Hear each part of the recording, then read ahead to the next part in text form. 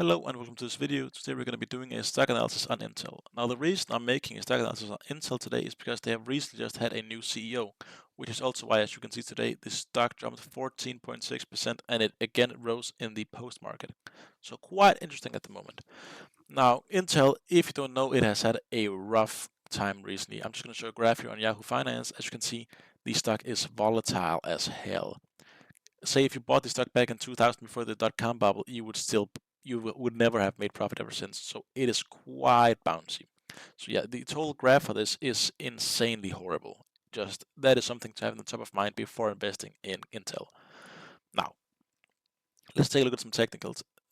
The technicals are of course not that great because it has just been falling and falling and falling.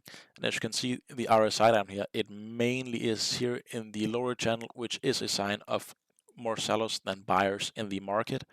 So that's not that great. And as you can see here, the recent earnings, 2 out of the recent 3 earnings were quite poor. As you can see here, minus 80% and minus 1,843%. So it has been quite hard at the moment. Also, just because the product that they make, if you don't know Intel, they make CPUs. Their new CPUs are just horrible. And their main selling point was to the gaming community. They sold a large amount to the gamers, but they really don't like their CPUs anymore just because the product behind it is poor. Their new CPUs don't live up to the standards and they break down, and it's just not a great product. So their main rival AMD has been taking quite a lot of market share. So that's quite unfortunate. Now, as you can see here, they did have a golden cross and have quite a revival all the way down from 19 all the way up to 27 before taking quite a nose dive again. Before today having quite a nice revival, giving them the news that they are going to have a new CEO, which was formerly on the board of Intel, which ousted the last CEO. So hopefully he knows what he's doing. Now let's take a look at some earnings. Sometimes they beat their earnings. This was back in 21, beat their earnings, not in 22, and then 23, and then 24. But a bad signal you will see here is, as you can see, they are just saying we are going to earn less and less and less and less money. Last year they said they were going to lose money, and so yeah. And this year also they said no, actually they're going to say they're going to make money this year. Let's see if they do. I personally don't believe it. As you can see here in 24, these quarters they were quite horrible. As you can see, they lost a $16 billion in the third quarter, and they just almost made money in the fourth quarter, but really didn't. Now, annually, as you can see, they made good money in 2020 and 21 and 22 during the Corona lockdown and the PC gaming boom. So, of course, they made a lot of money here. But recently, once I know they have been trying to make some more graphics cards, I don't know if they're trying to get into the AI space.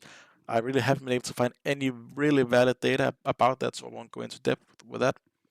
And now, the seasonals, as I showed you in the graph earlier, it's quite poor. I'm just going to show you. Look at this. They rarely make really, that's a bit too long actually. Let's just say 2002, exactly here, 2000. So recently they have more negative than positive, which is quite bad. Of course, 23, quite a nice year.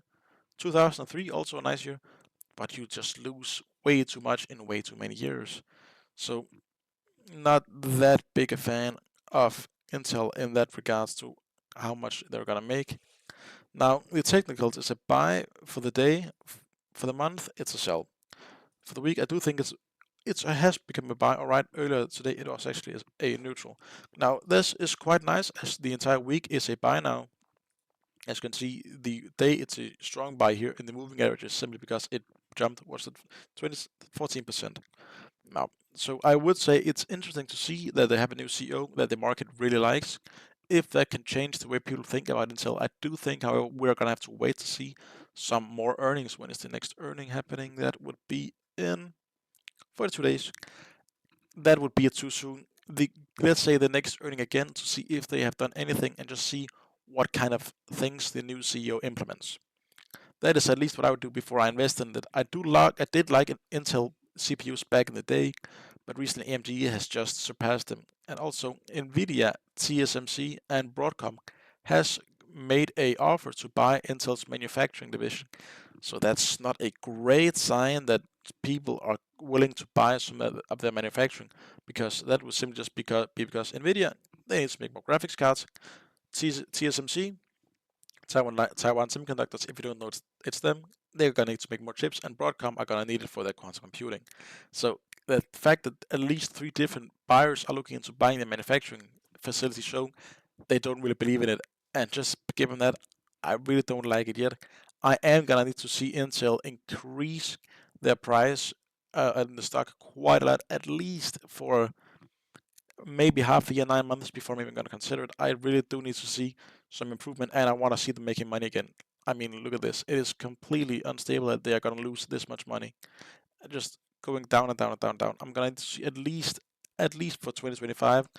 I want to see them, if they're going to have a minus this year, I think it should be below 10 billion, or I'm not even gonna jump in. I want to see them make some money, or at least make some serious turnarounds to make money before I even gonna consider it, because this stock, as I showed in the graph earlier, is just too unstable.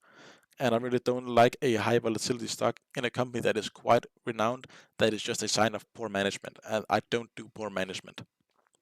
So yeah, the analyst, as you can see here, there's 38 hold and 3 buy and 4 sell. So overall, it's a sell.